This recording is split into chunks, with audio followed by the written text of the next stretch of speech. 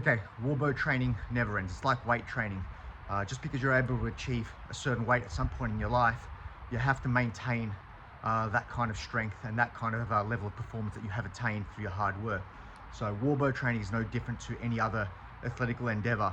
So what I'm going to do today is I'm going to continue that strength training, which is what I do every week. And I'm going to do kind of a pyramid build on my bows. I'm going to start with my 90-pound bow, do 10 draws. I'm not going to be loosing, I'm just going to be drawing. 10 draws at 90, 10 draws at 103, then I'm going to attempt 10 draws at 113 with my 113-pound U bow. And then I'm going to go back to the 103-pound bow, do 10, and then back to the 90-pound bow, do another 10 for a total of 50 arrows, escalating and de-escalating, just to put kind of that volume into me, maintain my strength, and stay on top of the bows that I do currently have.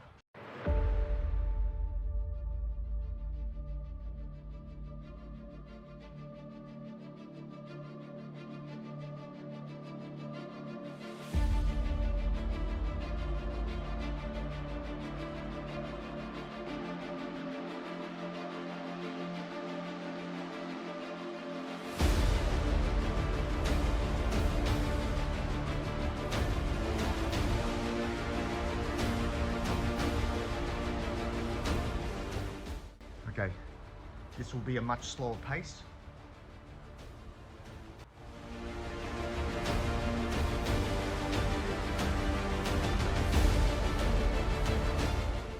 And we're just paying attention to the shoulder of the arrow. It's slightly over 28 inches to the shoulder. I'm trying to overdraw it just a smidgen until I get that 28¼ inch. That's my goal these days, is get that 28¼ inch draw, so that, you know, when I do use the bow properly, I've got a bit of a leeway, a little bit of a margin of error.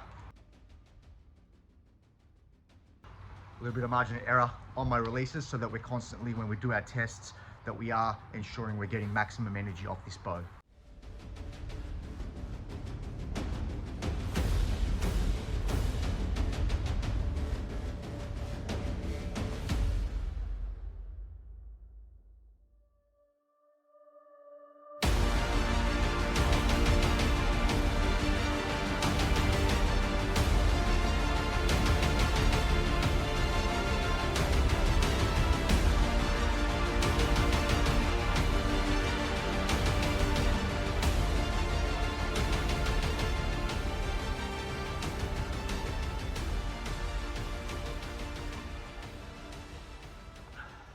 Now I've got the 113, a 28-inch U bow. Again, my goal is to get to 10. This is really heavy for me. I'll just try and get it to where I can get it. Okay, let's take it slow.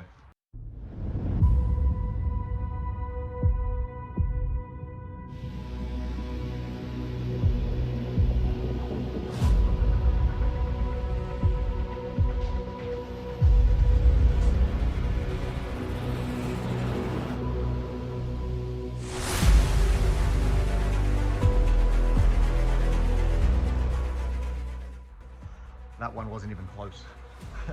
I've really fatigued. I'm going to try one more though, then go back to 103, do 10, then the 90-pound bow 10 again. We can see that definitely I need to work on this bow more often. Haven't used this bow in a long time. It is a little bit heavier than the MR that I broke. The MR I was struggling with already, so I knew I was going to really struggle with this one, and I'm not surprised I can't get full draw today. So let's just try one more. Let's hit the 103-pound bow again.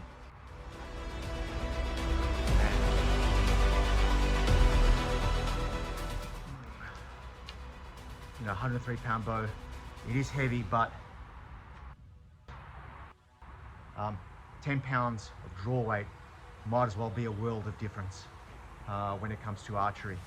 It really is significant, even though you would think that, you know, 4.5 kilos, 10 pounds, doesn't sound like a whole lot of weight. And, you know, between being able to do 10 reps, then doing 0 at 10 pounds more, and then coming back, and that's my third already, you know, you should be already fatigued. It's a world of difference in weight, and it really matters how fast these bows ramp up and how much pressure they put on your body as you get towards your limit, from being able to draw a bow to not even being able to draw a bow. So let's continue with this anyway.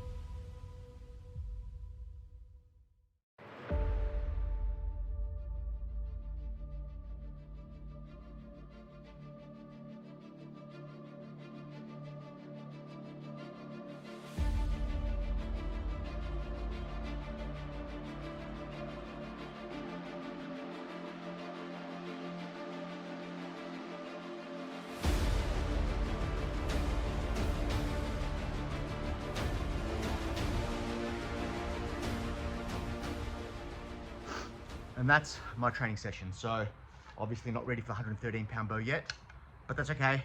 I knew it'd be hard. I haven't attempted the 113 pound bow in many months. And I was, as you saw in my previous videos, for those that are familiar with my channel, I was struggling at that 110, 111 pound on the MR bow. So obviously I've got a lot of work to do. But that's part of training. That's what I said at the beginning of the video. You know, just because you're able to achieve a draw weight at some point in time, you really need to stay on top of that kind of training to maintain any strength gains you have. And that goes for anything, whether it be warbow archery, whether it be weights at the gym, whether it be you're a sprinter, a swimmer, whatever it may be. If you have a kind of a sport where there's a metric of performance, whether it be speed, weight, etc., you really need to stay on top of your training to stay at the top of your game. And I've been neglecting my 113 pound bow for months now, and I really need to get back into it. So thanks for watching, and stay tuned for my next video.